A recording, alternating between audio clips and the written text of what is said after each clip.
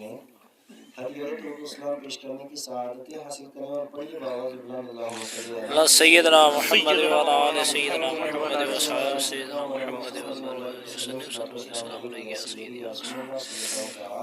वसल्लम।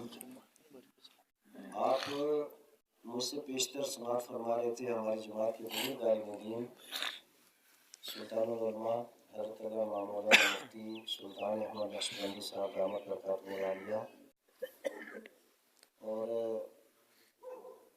जो भी जिसको अल्लाह तबारक व तआला ने अक़्ल शऊर दिया है वो साबिक़ून अव्वलून को कभी नहीं बोल सकता। बेशक मेरी ये खुशबख्ती खुशनसीबी है कि आज मुझे हज़रत मुफ्ती मोहम्मद अयूब साहब नक्शबंदी रहमतुल्लाह की सालाना उर्स के अंदर शिरकत का मौका मिला। अल्लाह तबारक व तआला हम सब का इकट्ठा होना अपनी बारगाह में कबूल फरमाए। आमीन। बहुत अच्छी तकरीर मुझसे बेशतर आप मौलाना यासिर अरफात साहब से समात कर रहे थे और मेरा भी जी चाह रहा था कि मैं तकरीर सुनता हूँ और ऐसे मुक़र्रिर जहाँ पे मौजूद हो मैं समझता हूँ मेरी यहाँ ज़रूरत नहीं है।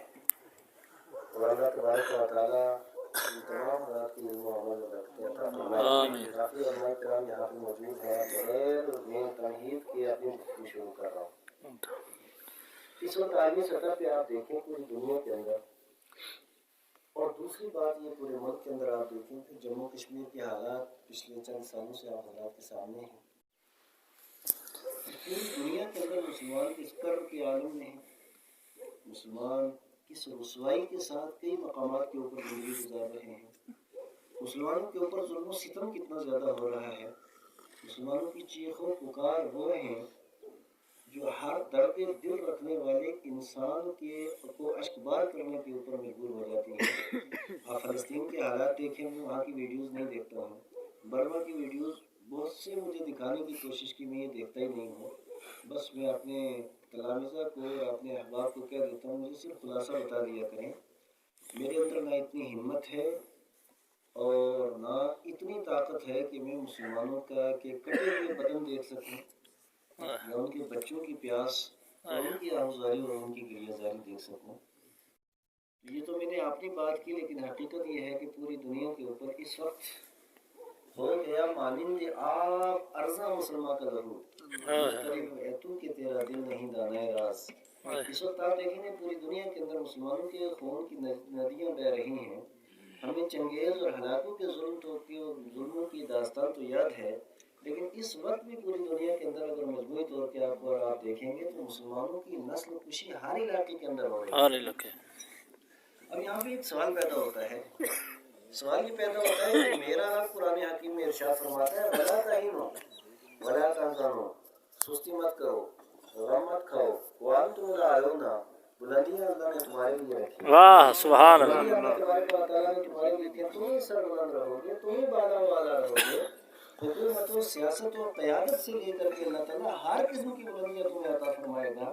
लेकिन कुरान हकीम ने आगे एक शर्त लगा दी है, मालिक मौला इरशाद फरमाता है इन कुंतुम मोमिनीन, अगर तुम सच्चे पक्के मुसलमान और मोमिन बन गए तो अल्लाह ताला दुनिया और आखिरत की इज्जतें तुम्हें अता फरमाएगा। मुझे आप एक सवाल का जवाब दें और निहायत संजीदगी के साथ।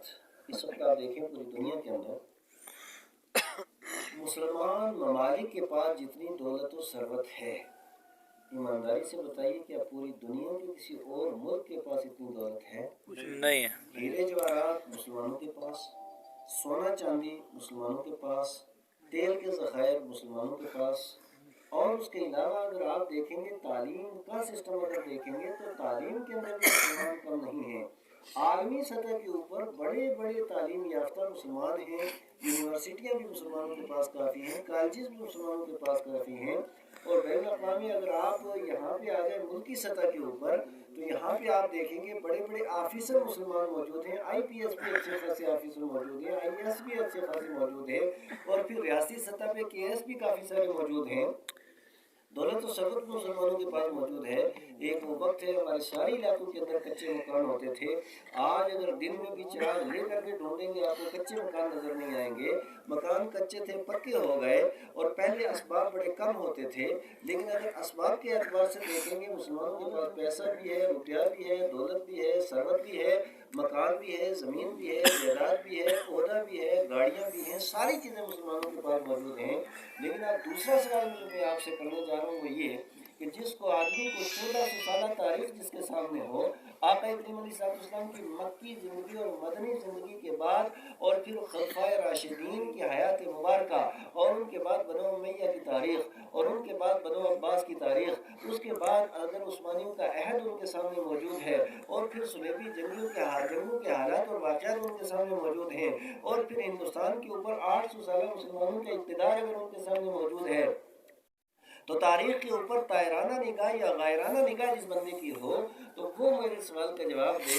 ایمانداری سے بتائیے کہ اس دور کے اندر اتنے اسباب مسلمانوں کے پاس نہیں تھے جتنے آج موجود ہیں. لیکن میرا اگلا سوال یہ ہے، اس سے پہلے پوری تاریخ عالم کے اندر، تاریخ اسلام کے اندر، آج مسلمان جو ذلت کی زندگی گزار رہا ہے، اس سے پہلے مسلمانوں کی ایسی ذلت کبھی ہوئی نہیں ہوئی.